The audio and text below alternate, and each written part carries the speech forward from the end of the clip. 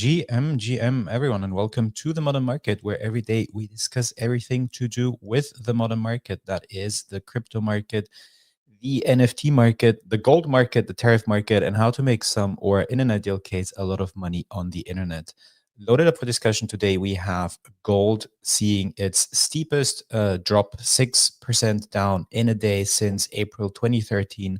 That is 1.75 trillion gone in a single day. The Fed are thinking about opening payment rails to fintech, stablecoin issuers, neobanks. That is quite an interesting news to digest.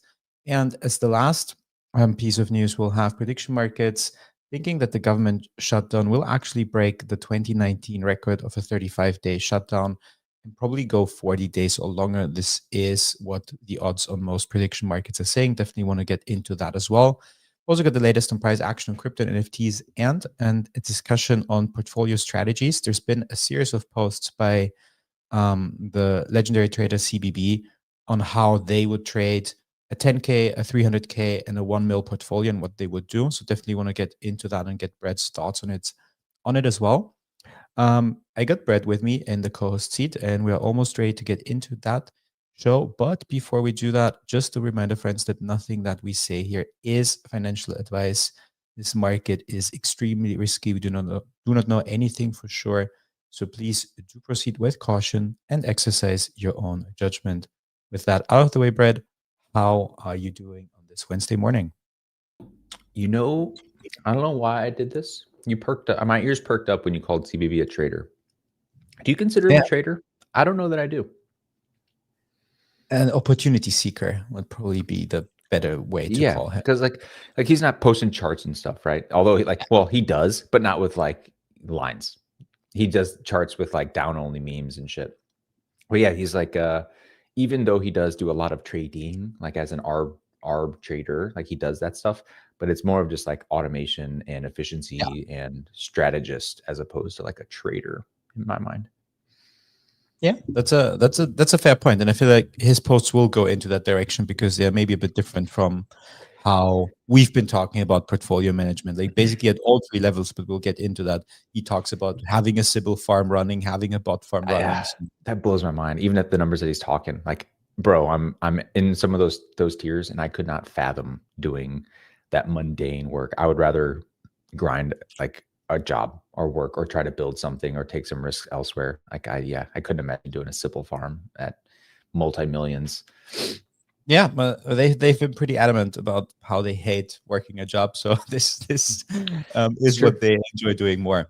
We didn't have you on the show yesterday, Brett. But we obviously talked a lot about the double Kobe deal with up only going on for another season, and more importantly, Coinbase buying Echo for 375 mil.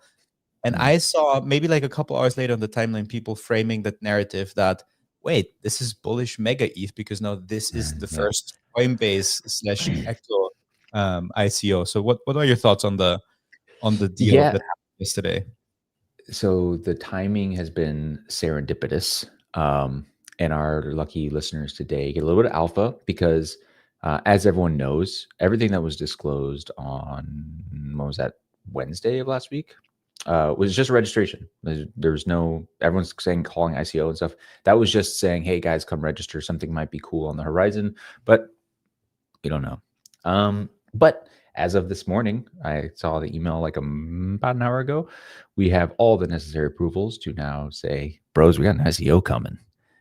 So yes, now all of that speculation is true. We will be releasing details very shortly. Very informative week, if you guys saw the tweets earlier this week.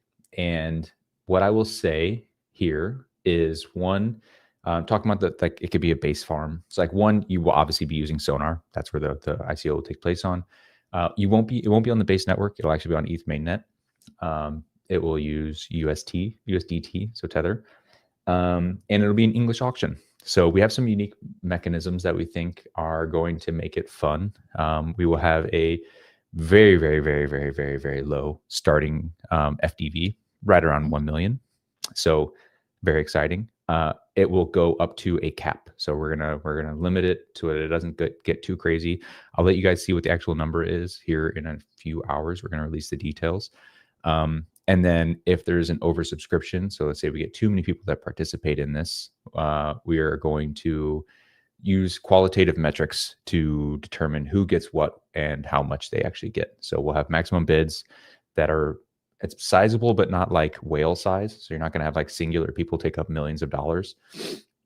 And then like once everyone puts in their bids, assuming, it hits the cap and it's oversubscribed and all that stuff, which, we anticipate, then we're going to cut through a lot of other metrics that we have at our disposal, and that is given to us through the registration process to determine who should get allocation and why, and try to do it in a fair manner, but one that is honoring people that have shown love to Mega and Ethereum to this point. Gotcha. Is this also the thinking why for that sign up form you had the option to add additional wallets? Yeah, I mean, like, because right, if just think about this, independent of us, right? What would happen to anyone in this situation is, hey, come do this thing. There's limited slots. Okay, you fill the slots, and then once the slots are filled, how much information can you have to determine who is the appropriate person to give the allocation to, right? We have to then figure out, is it just speed? Is it qualitative stuff like social signaling or ownership or previous wallet behavior, DeFi positions, stuff like that? Like, what kind of people do we want to curate for our ecosystem? Which is the exact same thing that we did for the Fluffle whitelisting, right? If you guys remember, that was, and for people in the audience who didn't participate, the Fluffles is an NFT that MegaETH sold. We sold 5,000 of them for 1 ETH a piece. And that was before the chain had a test net. So we had no way to cut and choose who should come in that based on our own metrics. So we did it based on behaviors and ownerships across the ecosystem. So if you contributed to the right GitHubs that we liked, if you donated to, a relief fund, if you had a strong DeFi position, if you were a hyperliquid whale, if you were whatever, if you owned a specific NFT, then we got you in, because those are people that demonstrated behaviors that we thought were conducive to a healthy ecosystem.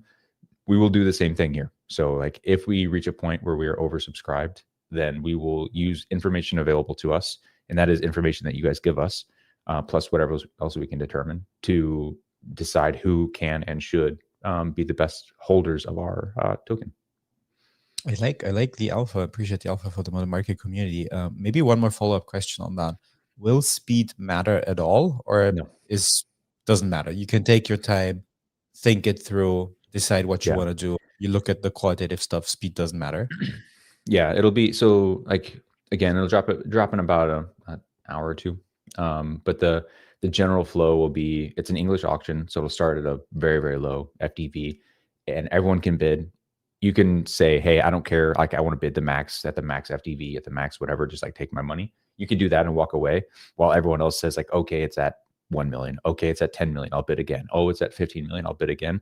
And it'll just keep going through that process until it either hits the cap, or if it we find a level that no one is willing to bid over, then that determines the price. And then it'll be a week long of determining allocations. So the actual bidding process will be about 72 hours. It'll be, over a long duration. It'll be on the ETH mainnet. It'll be fairly smooth. And then we'll do a week long allocation and then give everyone their stuff. Gotcha. Super excited for that. Super excited to see the details drop later today. Kicks off Monday, so register. Go back to the link in the original tweet from last Wednesday. It'll be dropped again today. Go register if you're interested. Awesome. Great way to start the show with some alpha. But let's now get into the price action. I'm starting with the majors first, as usual, sharing that on screen for the people watching us either on YouTube or on X video. Have a bit of a red day. Bitcoin is down 0.5%, just a touch under 108K. ETH is down a bit more, 1.5% at 3.8K. BNB is down 0.5% at $1,070. Solana is down 0.5%, 184. Hyperliquid down 1.7% at $35. And scrolling down for Sui down 3% at $2.40. Brett, did you want to come in on the Hyperliquid price? Yeah, it's just that everything's red. It sucks. Everything is red. And then as I say that, I think about my TradFi portfolio and seeing all this Beyond Meat short squeeze stuff. So like Mhm. this is whatever. But like if people aren't aware of what's going on with Beyond Meat, it's kind of like a rerun of the GME situation. And I don't know if you guys talked about this week, but right, No, we like did. so We talked about meat. yeah, okay. So it's just a stock that was heavily shorted, like over 50%. So it's just a run back of the GME situation. And over the last like 3 days, it's gone from 70 cents to $8 and whatever. Like, so it's blowing up and people are like buying a bunch of options and it's creating the exact same flows. And it reminded me of exactly what happened with the GME stuff. And the cycle we had there was you did the GME shit. Cause I ran the play. I did it. I ran the GME stuff up. I sold the top. I sold decently up in top. And then I rotated like half of that into SPACs, which went to zero for me. And then the other half went into crypto. Like I started plowing it into a bunch of tokens that I knew, loved, whatever. So my, my, my inner spirit is hoping that we have that same cycle where people are going to make a bunch of money in TradFi. They're all going to crank up the leverage. Like this is just cranking up the leverage for them. They're all buying options. They're all Yeah. doing a bunch of shit, cranking up the risk profile for everyone. I hope they win and they suck a lot of this money out of like people that are like institutions that have these short positions, and then they just cycle it into more risk on assets, which is crypto. So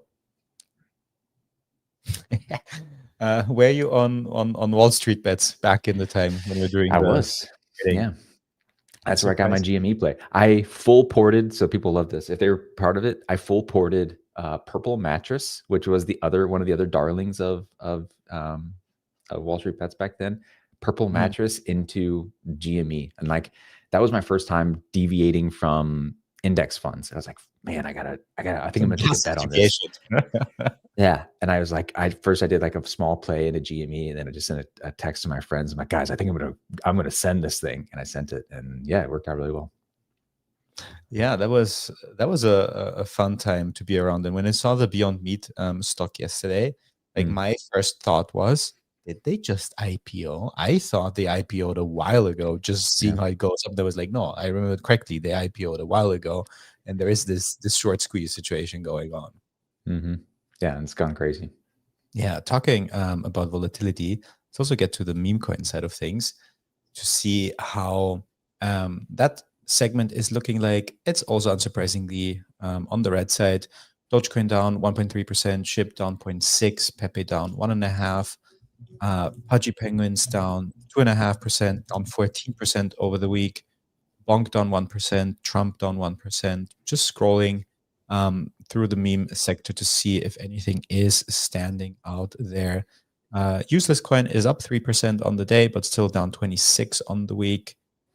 The only outlier there still is Rebita by Virtuals. Talked about it yesterday. It was up yesterday. It's down 5%, but still up 70% um, on the week. Some of the Chinese CZ related memes are running as well. But apart from that, it is a pretty red day for meme coins as well. So getting into I almost the got out of my position. I mentioned like I've been trapped in that Bitcoin long for a little bit now, and I missed the God candle yesterday, which put me in the green for all of like 35 minutes, and I missed it. And I would have probably closed out just to like reset my position and let myself get my mental back. But I missed it, and now it's bled back down. So now I'm trapped once more. So I wait. It's probably better for me. I got a lot of stuff going on. Yeah, I think someone in the modern market chat had the same experience that they said they were down 30% of their position, woke up being up 30% and then down 30% again with that Yeah. volatility that we are seeing at the moment. Do you see the Google volatility? The Google stock? Yeah, that's an interesting one. So what happened there is ChatGPT announced that they have their own browser called Mm. Atlas, which is built on Chromium. So it's using basically Chrome's open source infrastructure. When they came out with the announcement, Google stock dropped. I think erased Like 180 billion? Yeah. 180 Okay. bill. And then once the Chromium info came out, and once a couple bits of that information in the Atlas announcement have been digested more, it bounced back immediately. I think what Atlas is basically a browser where ChatGPT is integrated directly. which is interesting because it can read anything you can read.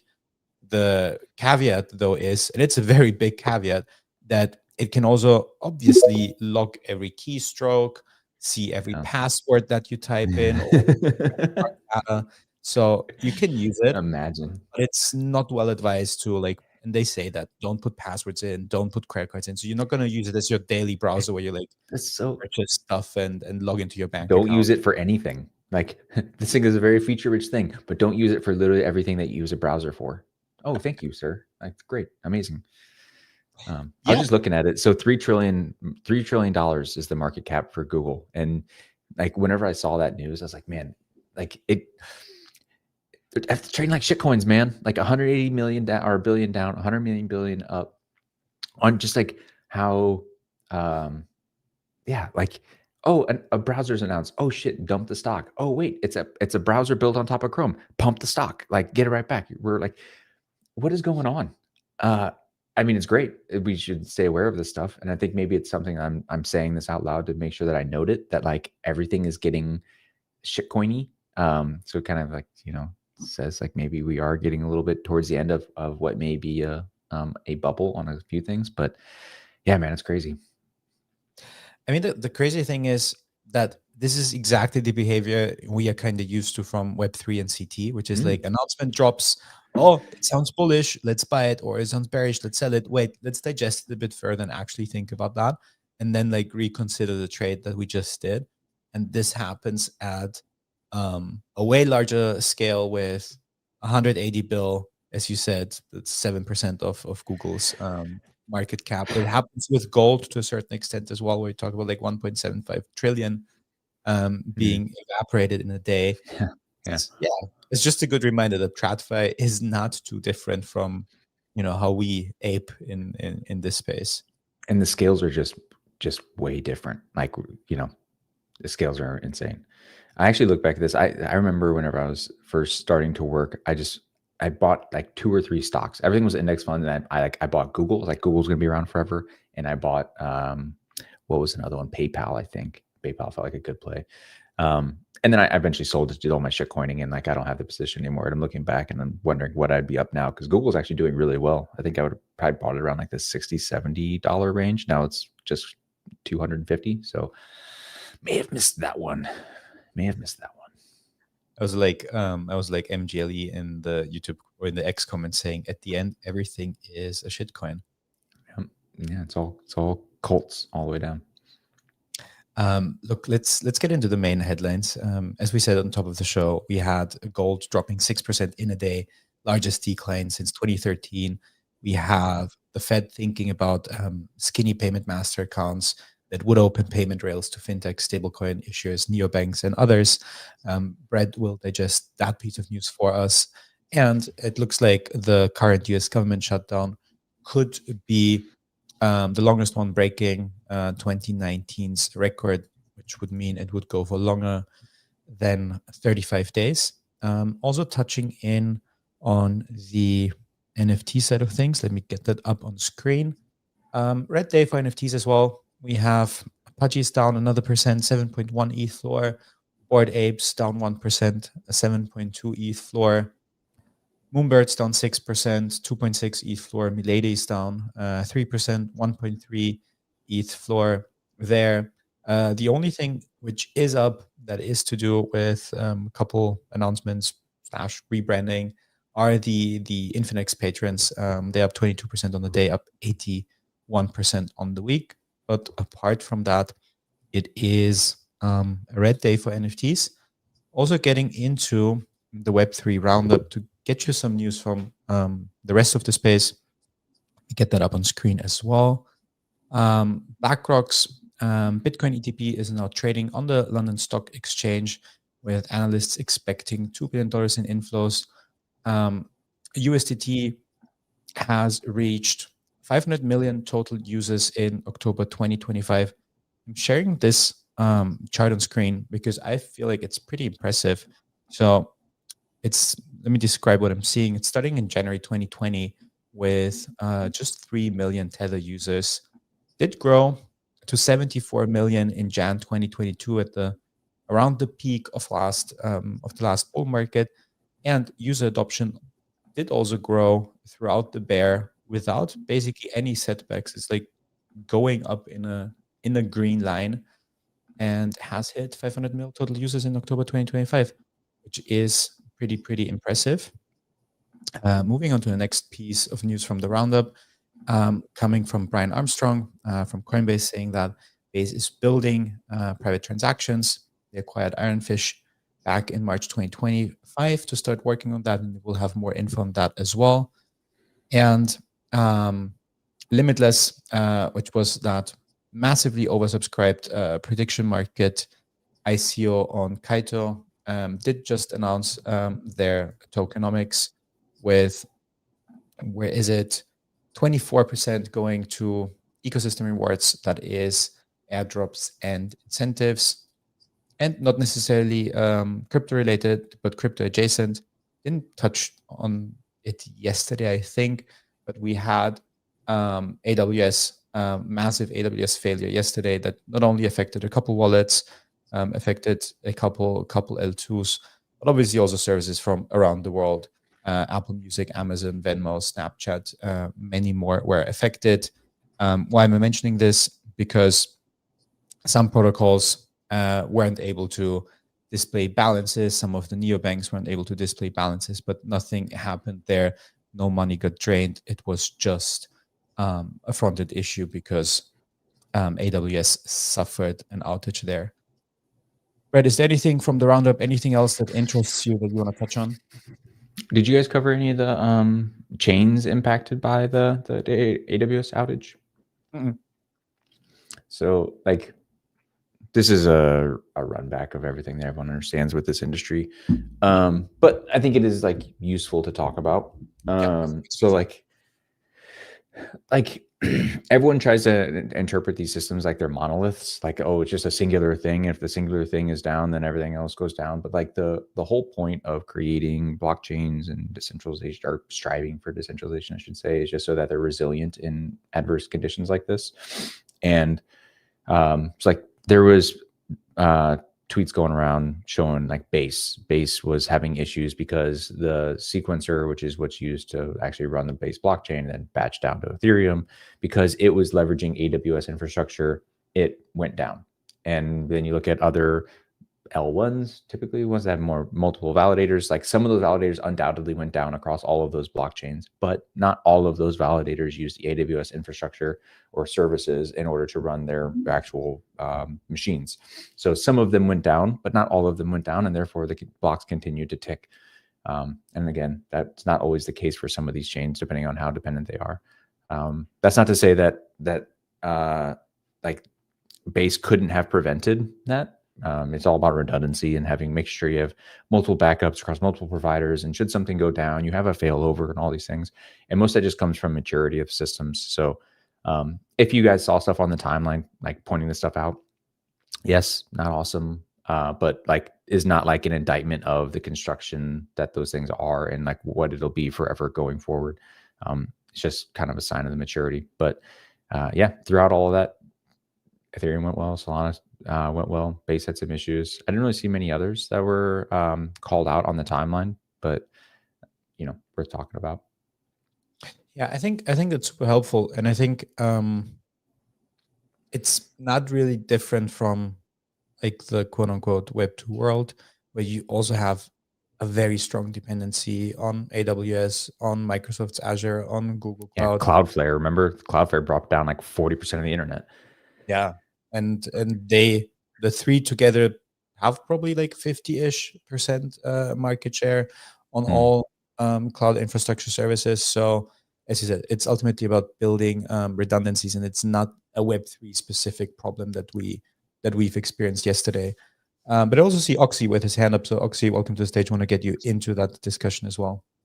Yeah, no, I was just going to come in. You kind of covered it there, but I was just going to say, just because a chain didn't go down doesn't mean that they aren't using like Google Cloud, or most of it aren't being ran by Google Cloud. So just because Amazon went down doesn't mean that it's fully decentralized by not utilizing some of these huge cloud providers. So I've worked with a lot of stakers or validators that use these, more quote unquote centralized services. So just because Amazon went down, but another chain didn't, doesn't mean that it's, safe from something like this happening. Yeah, I was looking at I was trying to go back and see if I don't know that any the blocks being produced ever actually stopped. Like the Base as an example, I don't know that Base itself actually stopped producing blocks that entire time, which it may have been doing it, but what most people don't understand with the construction of this stuff is you guys interface with these chains through RPC providers. So like if Infura goes down, and Infura being the RPC provider provided by Consensus / MetaMask / then like you can't interface with the chain, and it may as well be down, but it is not literally down. And I think most people still aren't totally familiar with how we interact with these chains, and yeah, how dependent you are on pieces surrounding the actual chain. Yeah, and maybe just to come in quick on that point. So I've done audits for validators where it's like we look at, it's basically a controls audit over. Okay, say something like this goes down. What on the back end? What are you guys doing to make sure that you're continually producing blocks, even if it doesn't, doesn't look like it, or like in theory everything went down, but how does it continue to, maintain the integrity of the block, production process? It's like, I don't know, it's a little too technical for me. So that like the control side, where it's like, okay, where are your fail states, where are your backup mechanisms? How do you make sure that things are continuing to move forward, even though, your cloud service is down? I know it's a really interesting process to go through, but yeah, it's I think you're correct in saying that, Brett. This is a totally separate thing. We're talking about chains going down from technical reasons, but I did a post yesterday on a chain kind of going down, at least like in like the spiritual sense. It was Cadena, which I had never actually heard of. They did a post yesterday saying, bros, we're shutting down the foundation, like we're closing up shop, everything's done, whatever. And the token immediately went to zero. I made a post about it, just like I saw, I was like, dude, this sounds like a hack. Because why would you announce? Because blockchains just continue to exist, right? If they actually do have a bunch of validators, and this thing is still producing blocks for the chain, but because the foundation associated to it said no, we're stopping work on this thing for a bunch of reasons. There was like some legal issues, and apparently it's just like kind of a scammy thing. But yeah, I think we're going to see more things like this where the blockchains actually literally stop in the coming 6 months, year, 2 years. And that's because most of these chains aren't actually productive or actually generating any kind of revenue. And I'm looking at L2B, Grow the Pie right now. And like, man, just in October 20th or 19th. So that's like 3 days ago. Some of these chains, like Blast made $700, right? Like you have to pay for people to actually run the chain, run the infrastructure. It costs money to run the machines. The thing that like Base was actually having issues with, it costs money to run that stuff. It costs money to pay for marketing. It costs money to pay for the staff to operate the stuff, the DevOps, all that stuff. And yeah, I've been beating the drum for a while, but we're going to see actual literal shutdowns of some of these L2s over the coming 6 months to a year for sure. I think we could also see a specialized chain that will basically integrate some of this like half dead chains that still have a bit of revenue going, still maybe have like 1-2 somewhat popular apps, and that we'll see some M&A activity there, but obviously not for the completely dead chains where it's not worth to do that. Yeah. Oh, yeah. $90 for Manta Pacific, if you've ever played around on Manta Pacific.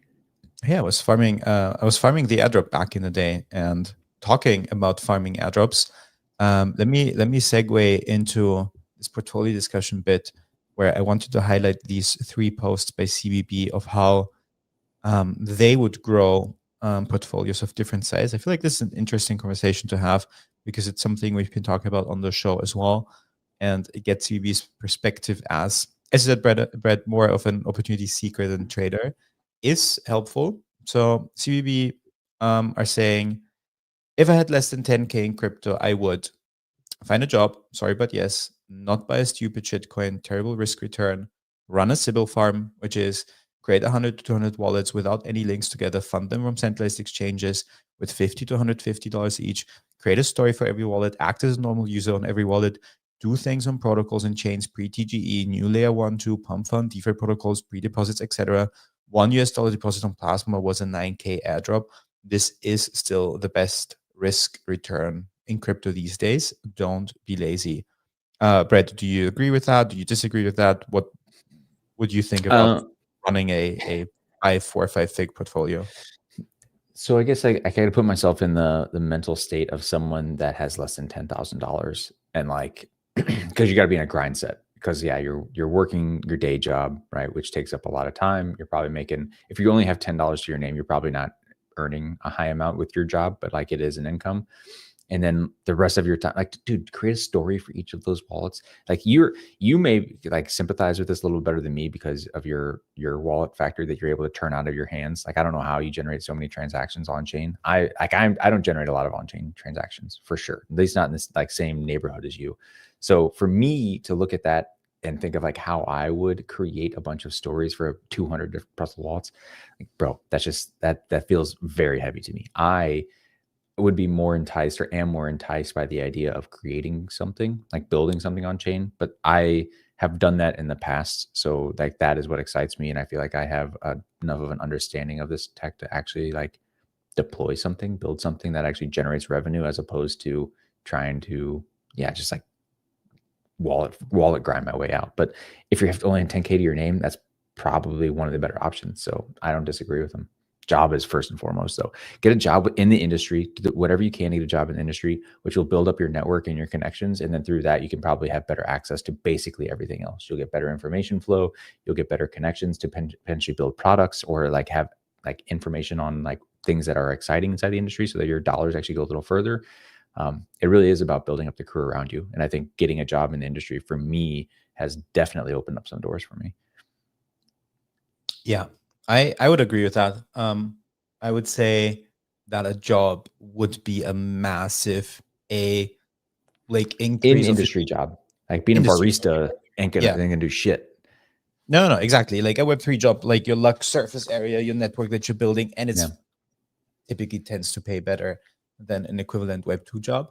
I would say then 100, 200 wallets, if you do that manually next to a full-time job, is too much. But like still running 20 wallets and build a story for that. And yes, it takes time to fund them. And yes, you have to be careful because, you know, if you deposit into a centralized exchange, you can't use the same deposit address for 2 wallets because they will be linked together. You can't do the same transaction. Like if all of the wallets do the same thing at around the same time, like it's pretty easy for on-chain sleuths to put that together and like still realize it's you. So either you have an automated process for that, which you probably won't have the tool set or skill set for with a sub 10K portfolio. So I would think job plus maybe do that with 10, 20 wallets manually still goes a very, very long way. It is work. With AI these days, actually, now that we sit here and we go through this, I remember, so whenever I ran my previous project, so we did an NFT platform, and like we maintain, like we are the dev shop. So we help these people come create collections, launch their collections and stuff. But we maintained ownership of the actual contracts on the back end for them, because they just weren't technical. They couldn't do anything until we transferred it to them eventually. But in that time, that meant I had to maintain the dedicated wallets ownership contract settings of like over 50 different NFT contracts. And so like I was writing scripts to sit here and like manage all of them, do inventory, transfer stuff, drain stuff, like do all of that. And that was me manually writing the scripts. With AI these days, I bet you could actually spin up a pretty good wallet management random function to like create different stories of this stuff and do it in short order. It's actually not that hard. Yeah, that's a fair point. I was thinking from my perspective when we didn't have vibe coding available, and I used to pay, I think it was 1K a month or so for a tool that helped me automate some of my actions when I got to a point where I was like, I don't want to do this manually anymore. Yeah. But that maybe also helps to answer Kusho's question in the YouTube comments. Kusho said, how practical is it to build something that generates revenue with less than 10K? Probably way more practical these days with all of the AI tool set that you have available than it used to be a couple of years ago. I remember when BJ and I first did, what was it, 32 Dreams for the airdrop farming, and we wanted to have a website for the NFT mint, and you didn't even have like the plug and play smart contract builders, and we had to hire a dev to do that for us.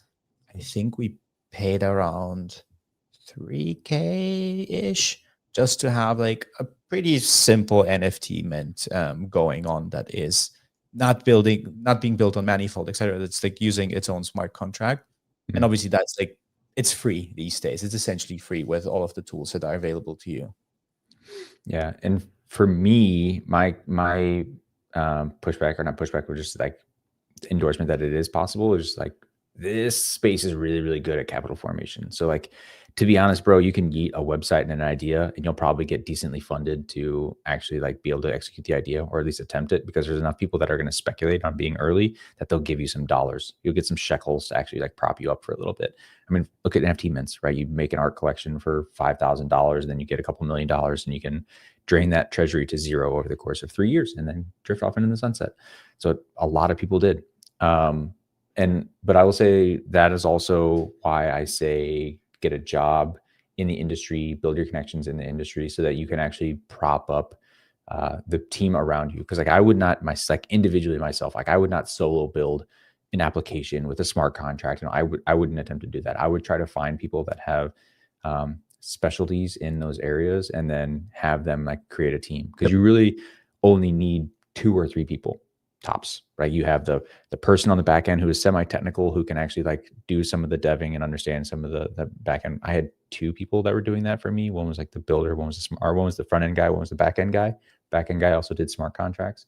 And then I was the front of house. So like, I managed the socials, I managed the community, I did all that stuff. Like, if you can get your connections in the industry and do that, it's actually not too bad. The costs don't have to be bad. It's like, the infrastructure can suck. It's like actually spinning up services and Amazon, and if you need the storage and like whatever, like, but it's never egregious. Not something you couldn't make our run for 3 to 6 months on just like a speculative mint. Yeah, a very, very fair point. Look, we have around 18-ish minutes left in the show. Still want to take a quick look at the other 2 posts with CVB, and then get into our 3 main headlines. Next one is the sweet spot, so to say. If I had 300K in crypto now, I would. No more job, full-time for 1 year. Second point is interesting. No BTC, no ETH, no SOL. Random upside at this stage. No meme coins, no leverage. Use 100K, so use a third of the stack to farm trade perps with 1x leverage, and hedge that on interactive brokers. Hunt new on-chain TradFi plays. So basically, use 1/3 to farm what he thinks, or what they think, or what you would think if you have your own hypothesis is the most significant airdrop opportunity. And then that's one where I'm curious to hear your thoughts on, Brad. 50K to Pendle YTs, so yield tokens. Track what good farmers are doing, set limit buys on YTs, get exposure to the farm without much capital needed, and still 25K into a Sybil farm of 200 wallets, and then a bit of a DeFi buffer to ape dips like Hype. What do you think on the Pendle bit, and can you just quickly recap how the yield tokens are working? Yeah. All right. So one, I'll recap the YTs. YTs, or Pendle itself, is a protocol based on the yield. If you look at yield on in this industry, it could be literal yield, where like you have staked ETH and you get a couple of percentage from staking returns. But then you also have like point-based yield, where like, I own this thing, and because I own this thing, it's like as if I was providing TVL or something, and the protocol would give me points on top of that. And YTs is you giving up the underlying. So again, say you give up the token for what would be like leveraged exposure to the points on top of what that thing represents. So if I had EtherFi, like ETHFi, the token, and it was giving me 5 points a day, I would slowly give up my 1 EtherFi token for like 5x leverage, up to 80x leverage of the points on top of it, making the gamble that those points would ultimately be worth more than the underlying. Okay, so that's the breakdown. I think it gets a decent idea. I think in practice, it's much, much harder, because he just flippantly throws out like, oh, bro, just tail the good farmers. Like, bro, just like do what they're doing. Oh yeah, who are they? Yeah, who are the people that are like repeatedly winning at all of this stuff? Because I have tailed people before, and often when I tail people, I get wrecked because I'm borrowing conviction. I don't understand the thesis, and like I don't think for myself. So I think it can be a good strategy if you have the scaffolding built up around you to understand who you think like actually has a track record of being a good farmer. But even understand a lot of these people with size, like you may not have full awareness of what their position is. They may have 2% into this farm because like they think it's high risk and they don't actually think it has high conviction. And you don't know this because they're such a big farmer and they have so many positions that for them, it's like a flyer on something they're unsure of, where you only have awareness of that. And you are like, well, this guy's in, he's always right. And I am going to double down and put 100% of my portfolio in there. And then it goes to zero because that was his like relatively risky thing that he wasn't sure of. And your 100% thing. And now you're doomed. So I'm skeptical that like just like assuming, oh, you just find the good people and tail them, it's easy money. It's not that easy. You should build up your own conviction and try to find your own plays and educate yourself in the space. But the vehicle, I really like Pendle. So like I'm a repeat user there, and I think there are opportunities there. So, and it has worked in the past for a lot of people, like for larger I think you used it for EtherFi, yeah. And ENA season 1 was also very profitable. Yeah, I very much agree with you. I think Pendle, worth spending your time to learn and understand that. Tailing other people, you don't have any context on whatever portfolio or a thesis they're operating on, more difficult. But if you formulate a thesis and if you do even stuff like very recently, the USD AI points farming, where for allo points, but basically the deposits were capped. People wanted to get exposed to that. They needed to have USD AI to get exposed to that. It went above peg. Then all of your like leveraged point farming, basically the position value didn't decay because the dollar went above peg. So you were in the farming points with a 25x, 30x ish leverage for free. Can work out in your favor, but did you do it? I did do that. Yeah. I did. Nice. Basically, it was Ray in our Telegram chat who said like he's been doing that for months. And then I saw, oh, okay, they don't really plan to increase deposit caps like anytime soon. And this is when I felt more comfy to go in, like thinking if there's more demand, maybe it doesn't decay that fast. I didn't expect to close that position in profit, which was ridiculous.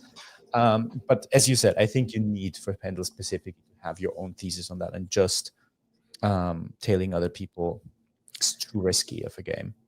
I will say a good rule for everyone is don't do season 2 plus. Like if you're looking for asymmetric bets, it is almost always season 1 that people ignore, and then there's a fat airdrop, and then season 2 plus gets really crowded, and then it gets diluted, and then like it's just not worth the capital. You end up lighting stuff on fire.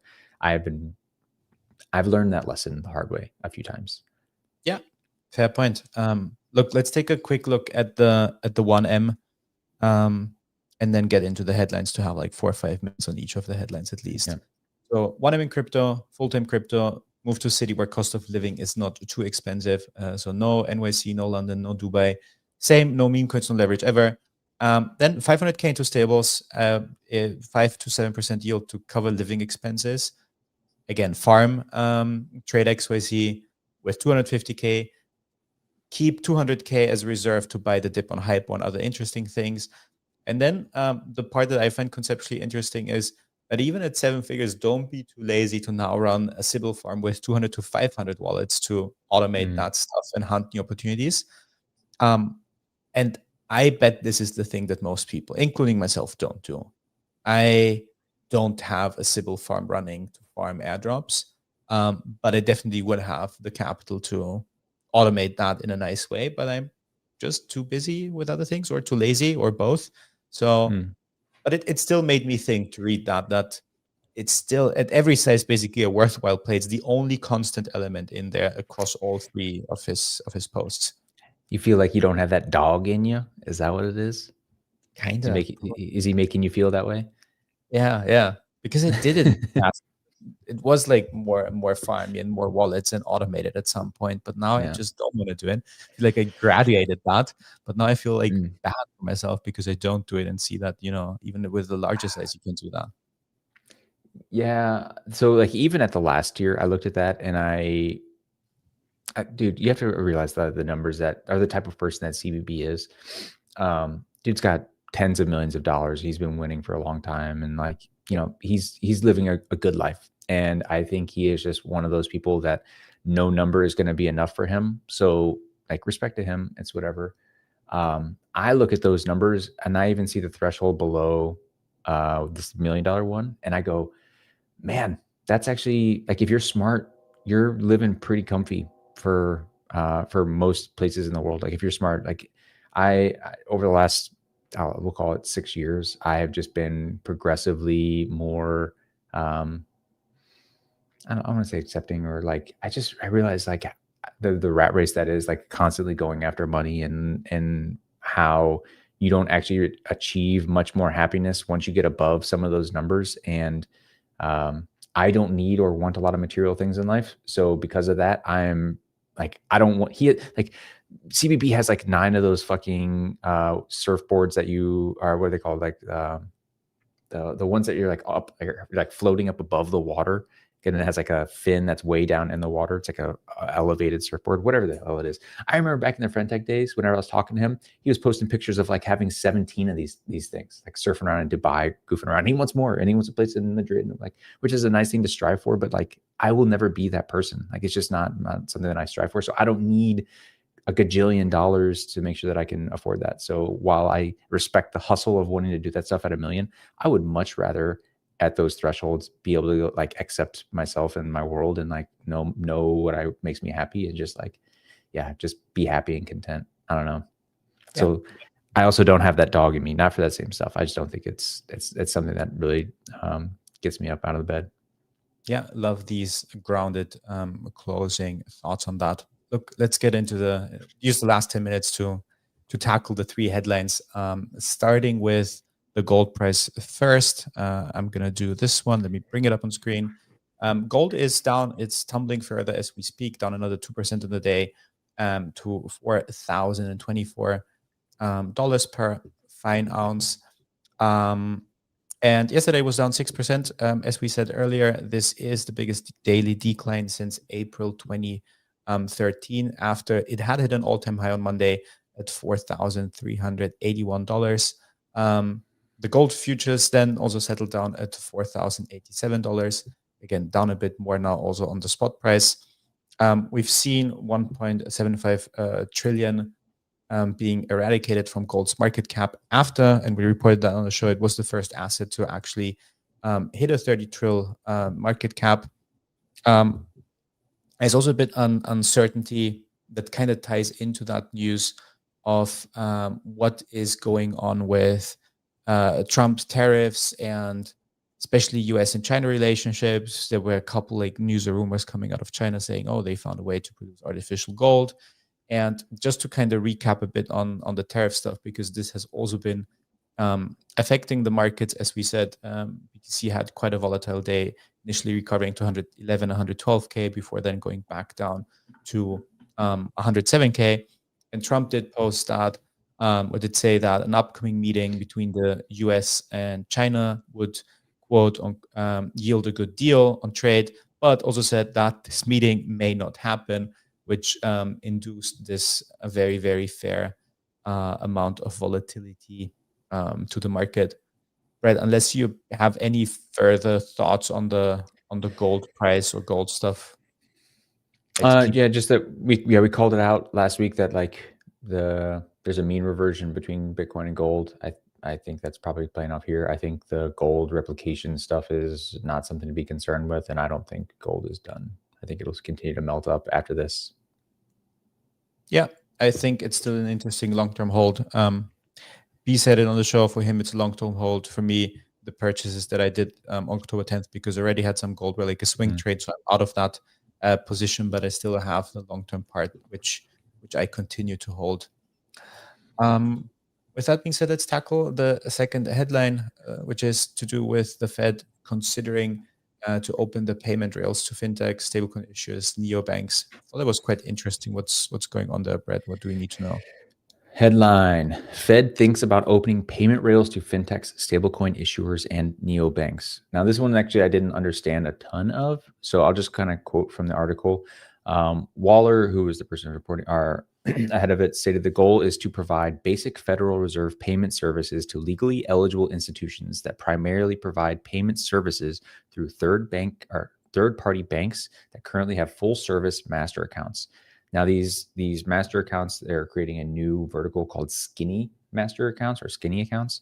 And that designation is meant to show that they're actually limited on some stuff. And those things that it's limited on is that there's no interest paid on the balances, a cap on account balances. There's a prohibition on intraday overdrafts. Payments are being rejected if the balance is zero, and there's no access to the Fed's discount window or loans.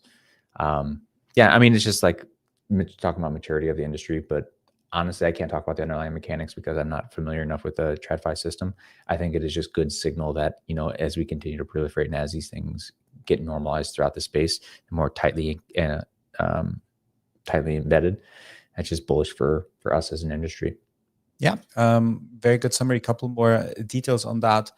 So as you said, they couldn't with that like skinny access, they couldn't get all of the services of a full master account, like the ability to borrow from the Fed. But we had the case over and over in this space that protocols got debanked, have had massive dependence on other banks, basically providing them with financial services.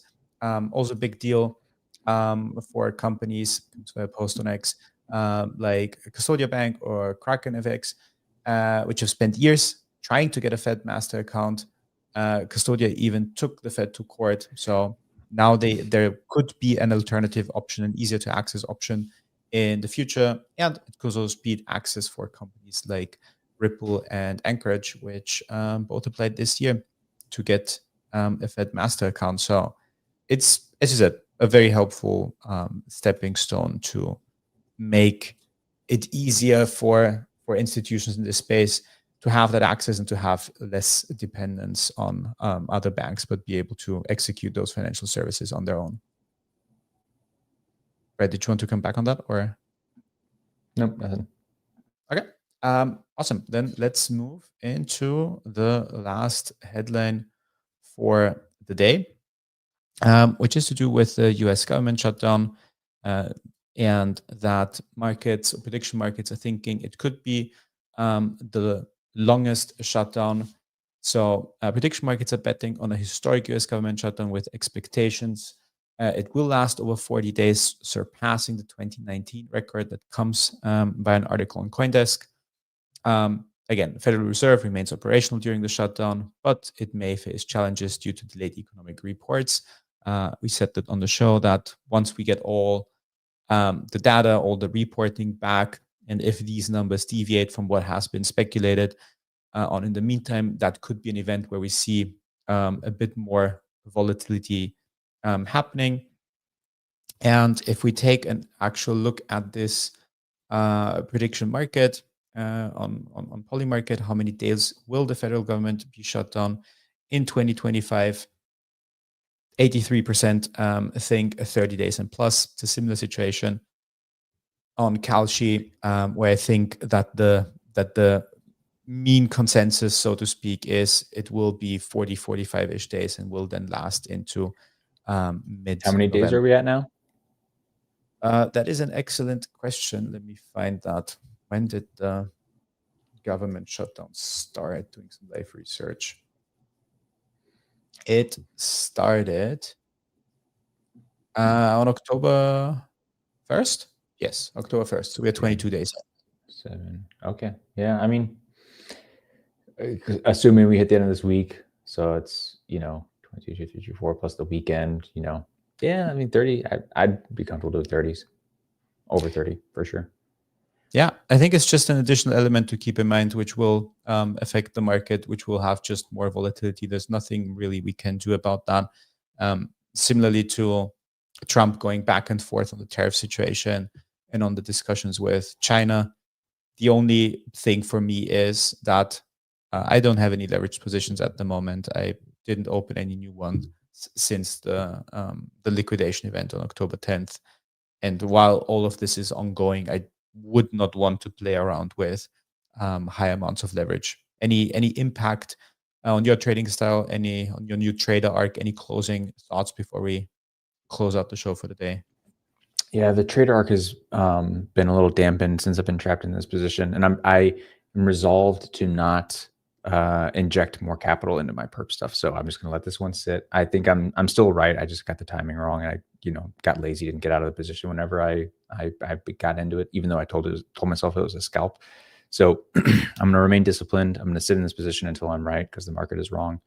And once that happens, I will close and reassess and get back on my trade arc. So until that happens, I'm dedicated to getting some of these MegaETH announcements out because we have a lot rolling.